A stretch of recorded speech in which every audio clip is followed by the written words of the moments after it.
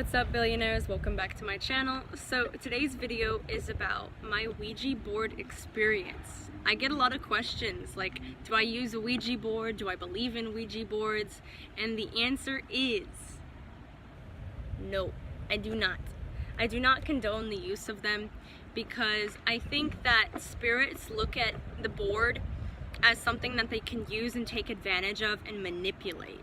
So sometimes spirits disguise themselves as ancestors or your past loved ones. So for that reason, I have decided to stay away from them and not use them. Alright, well, I've only really played with a Ouija board maybe like 3 times. And every time it was bad energy. I did not feel good. And so for that reason, that's why I don't go near a Ouija board. Truly, like, there are a lot of like spiritual teachers who do use them, and I do see them channel like good messages, but it still just doesn't feel right to me. And here's my my best tip I can give you. If you are thinking about using a Ouija board and you feel any fear come up, then that's your first sign to just stop, because fear attracts bad entities, things you don't want. So if you feel any energies when you're thinking about using one, then just don't partake in it. Like, okay, so I think it was in 8th grade, like going into high school, when a couple friends and we were playing with a Ouija board, and we thought it was like nothing, we didn't really think much of it. We kind of made it as a joke, but I'm telling you, this is not something to joke around with. This is an actual like tool to use to get messages through dimensions and to spirit.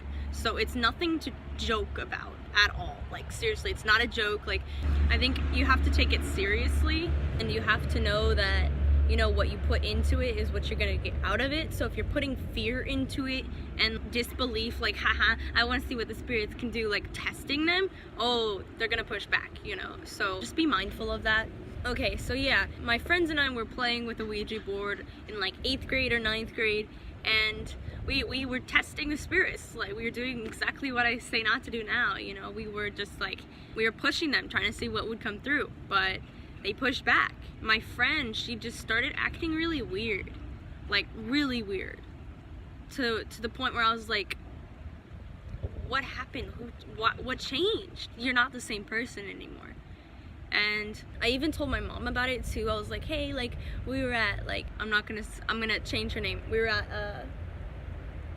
at Bianca's house, and she had a Ouija board, and we were just playing with it. Like, that's what we did last night. My mom was like, what? Like, don't touch a Ouija board. Like, this is my mom telling me this. Like, she's like, don't go near those. She's had crazy experiences, like super crazy experiences. I might get her on here talking about them. So yeah, she was just warning me, hey, like, don't hang out with that girl anymore. She was like, just don't go around her. My mom was literally telling me like not to be friends with this girl, and I was like, why, Mom? Like, why? I didn't understand.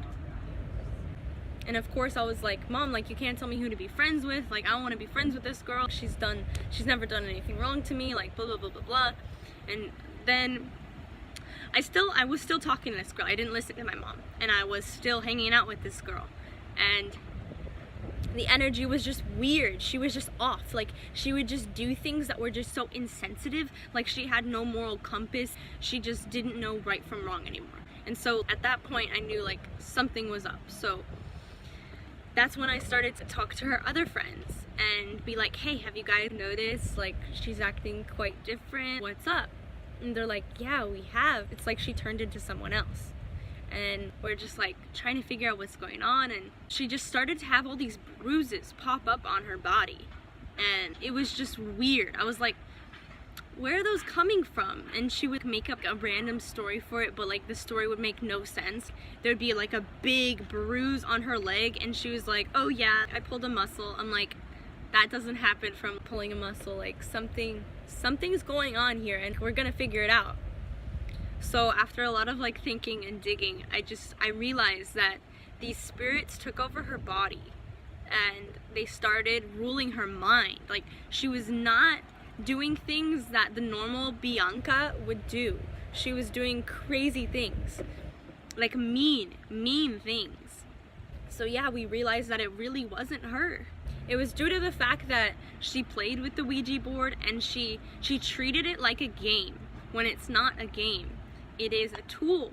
You can use it right. Like maybe one day after making this video, I might try again, you know, with the Ouija board and try to actually like channel love, call only upon loving beings. That's very important. First of all, treat it sacred. Everything is sacred.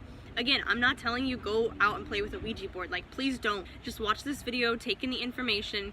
If you feel the call to like play with the board, that's on you, you know. But if you're feeling fear come up when you hear that word, then just avoid it. Just like, no, like there are other ways to channel spirit. There are. You can communicate with a candle, and you can treat it like a pendulum with a yes or no.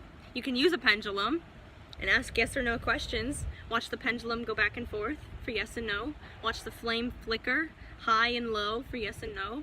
There's many other ways to communicate with spirit, so don't just think it's just this Ouija board thing.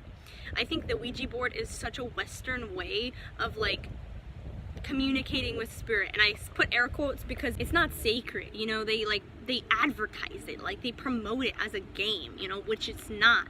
Because if you treat it like a game, trust me, the spirits are going to treat it like a game too, and honey, they're going to play with you. They're going to manipulate you. So it's a really interesting topic because I'm not like completely yes for it, and I'm not completely no for it.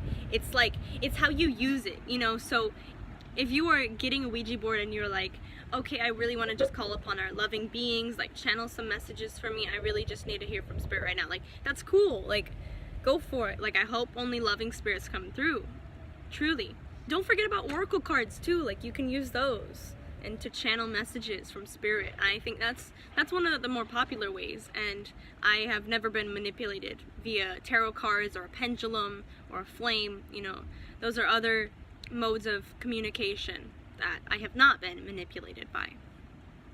But yeah, eventually what happened to my friend, I had to stop talking to her, truly, because she did not get better. It just got to the point where she was just saying stuff, and then like later she would be like, no, I didn't say that, I don't remember that, and she would just like have split personality. So I had to just cut her off, and I don't know what she's up to now.